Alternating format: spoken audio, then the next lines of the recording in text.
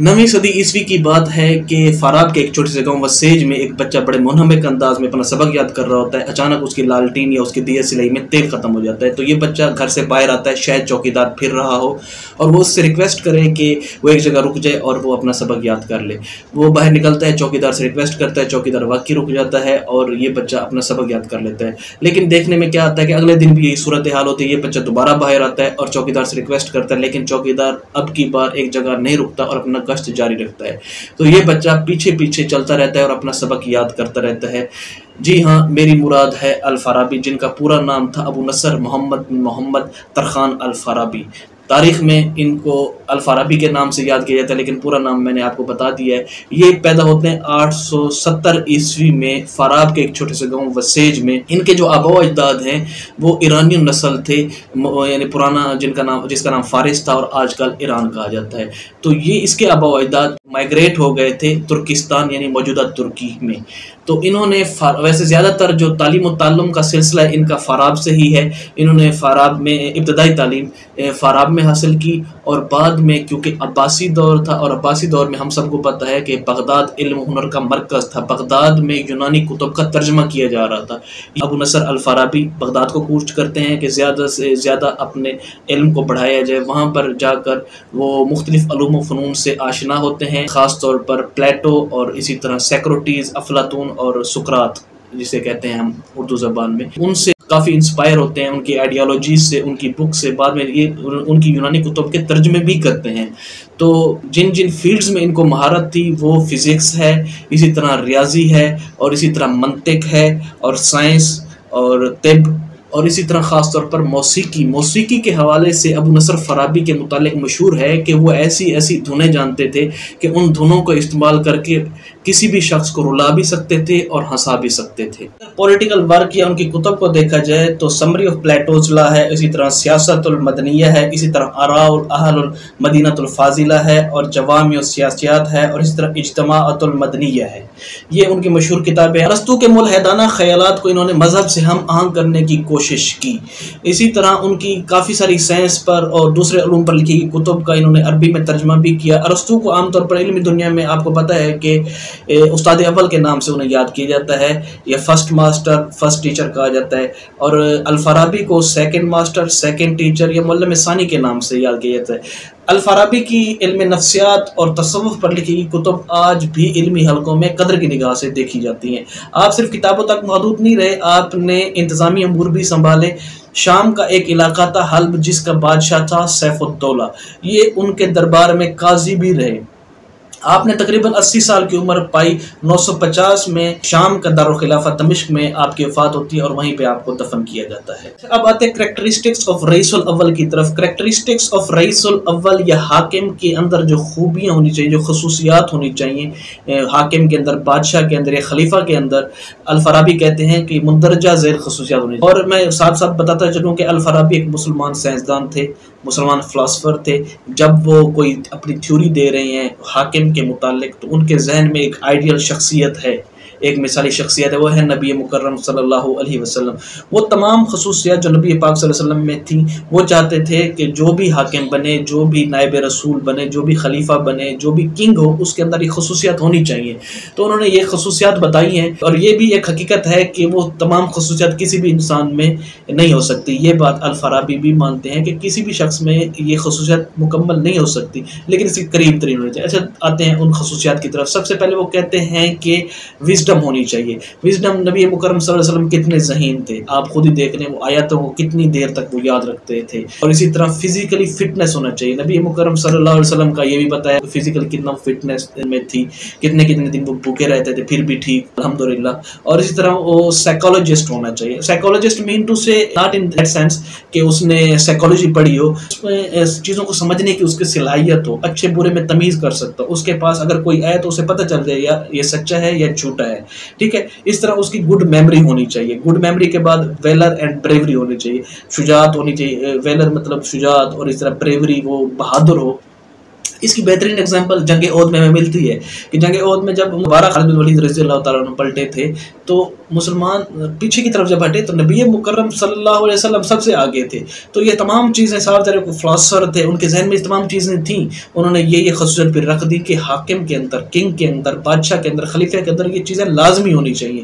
اچھا اس کے بعد انہوں نے کہا ٹالرنس، بردباری ہونی چاہیے. ٹالرنس کی بہترین طائف کا اگر واقعہ دیکھ لیں، نبی مکرم صلی اللہ علیہ وسلم تب بھی دعائیں دے رہے ہیں کہ یا اللہ شاید ان کی نسلوں میں سے کسی کو ہدایت مل جائے. تو جب فرشتے آتے ہیں کہ کیا ہم ان پر پہاڑ گرا دیں، تو یہ ایک بہترین ایگزامپل ہے ٹالرنس کے حوالے سے. اس طرح سے ایک اور بھی بات ہے کہ اگر وہ یہ چیزیں نہیں ہیں تو سیکنڈ رئیس ٹو اسسٹ رئیس الاول، کوئی سیکنڈ رئیس بھی ہو سکتا ہے، کوئی مزید اس طرح کی خصوصیات کا حامل شخص بھی اس کی مدد کر سکتا ہے. وہ کہتے ہیں power to get at the root of things with least argument, یعنی کہ اس کو تھوڑی سی بات بتائی جائے تو وہ گراس روٹ لیول تک پہنچ جائے. حاکم کے اندر یہ ایبلٹی ہونی چاہیے، وہ کون ذہن نہ ہو، ٹھیک ہے. اور اس طرح power to convey to other exactly according to his wish, اس کے اندر یہ بھی صلاحیت ہونی چاہیے کہ اپنی بات کو سمجھا سکے. نبی پاک صلی اللہ علیہ وسلم بعض اوقات نا ایک بات کو 2 سے 3 بار دہراتے ہیں تاکہ عام انسان کے اندر ذہن میں بھی یہ بات بیٹھ جائے. عام انسان اور نبی پاک صلی اللہ علیہ وسلم ہر طبقے کے مطابق بات کرتے ہیں، مطلب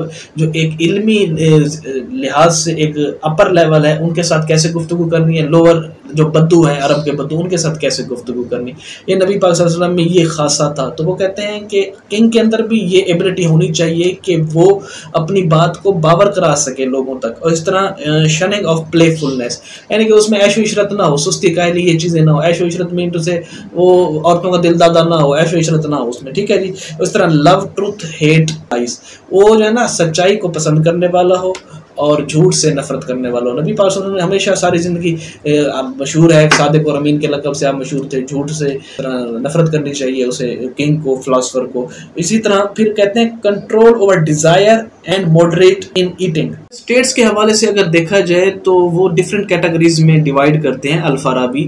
وہ کہتے ہیں کہ سب سے پہلے اگر ہم دیکھیں اسٹیٹ آف نیسیسٹی جو انہوں نے کہا، وہ کہتے ہیں کہ حاکم وقت کے لیے لازم ہے کہ وہ رعایا کو روٹی، کپڑا اور مکان دے گا، فوڈ دے گا، شیلٹر دے گا اینڈ کلوتھس. تو اگر ہم دیکھیں موجودہ دور میں دیکھیں تو اس میں ایک سوشلزم والا عنصر ہمیں نظر آتا ہے. انہوں نے اس دور میں یہ چیزیں بتائی ہیں جو کہ آج ہمیں معاشرے میں دیکھنے میں ملتی ہیں. ذوالفقار علی بھٹو نے بھی یہ نعرہ بلند کیا تھا، روٹی، کپڑا اور مکان. اسلامک سوشلزم کی ایک ہوا چلی تھی. تو یہ چیز ہمیں دیکھنے میں ملتی ہے کہ انہوں نے اس چیز کو، اس اسٹیٹ کو نام دیا تھا اسٹیٹ آف نیسیسٹی، مطلب وہاں پہ ضرورت کی یہ چیزیں تو لازمی ہیں. اس کے بعد انہوں نے کہا تھا state of desire. State of desire میں وہ کہتے ہیں کہ جو حاکم وقت ہے وہ لگژریس لائف دیتا ہے اپنی رعایا کو، اپنی عوام کو، اور پلینٹی آف ریسورسز وسیع ہوتے ہیں، وسائل بہت ہوتے ہیں. اور اسی طرح they might eat, drink and marry according to their own will, وہ اپنی مرضی سے کھاتے ہیں، پیتے ہیں، شادیاں کرتے ہیں. تو اگر موجودہ دور میں اس کو دیکھیں تو ایک کیپٹلسٹک ایک سوسائٹی، کیپٹلسٹک اسٹیٹ کا ایک ہمیں نا ایک تخیل ذہن میں آتا ہے کہ اس قسم کی انہوں نے بات کی ہے. اپنے اس دور میں وہ کیپٹلسٹک سسٹم کو بتا رہے ہیں کہ اس قسم کے اسٹیٹس بھی ہو سکتے ہیں. آج امریکہ جس کا حامی ہے اور خاص طور پہ کیپٹلسٹک جو سسٹم ہے اس کو زیادہ پروموٹ کرتا ہے. اچھا اسٹیٹ آف ایز کی طرف آتے ہیں. اسٹیٹ آف ایز میں یہ نام سے ہی ظاہر ہے، اس میں شہری مطمئن ہوتے ہیں اور ایک کمفرٹ لائف ہوتی ہے، ٹھیک ہے جی. تو اس میں ایک کمفرٹ لائف کی یقین دہانی کراتا ہے جو وہ حاکم ہوتا ہے. امپیریلسٹک اسٹیٹ کی طرف آتے ہیں. امپیریلسٹک اسٹیٹ میں کیا ہے؟ People of state excel in mastery and want to become supreme for ever or not overpowered by any nation. تو یہ چیزیں سن کے آپ کو ایک چیز تو ذہن میں آئی ہوگی، ہٹلر آپ کے ذہن میں آ گیا ہوگا. ہٹلر جو یہ کہتا تھا کہ جرمن سے شادی کیجیے، کہ جرمن کسی اور قوم میں بھی شادی نہ کرے تاکہ یہ خون بھی مکس نہ ہو.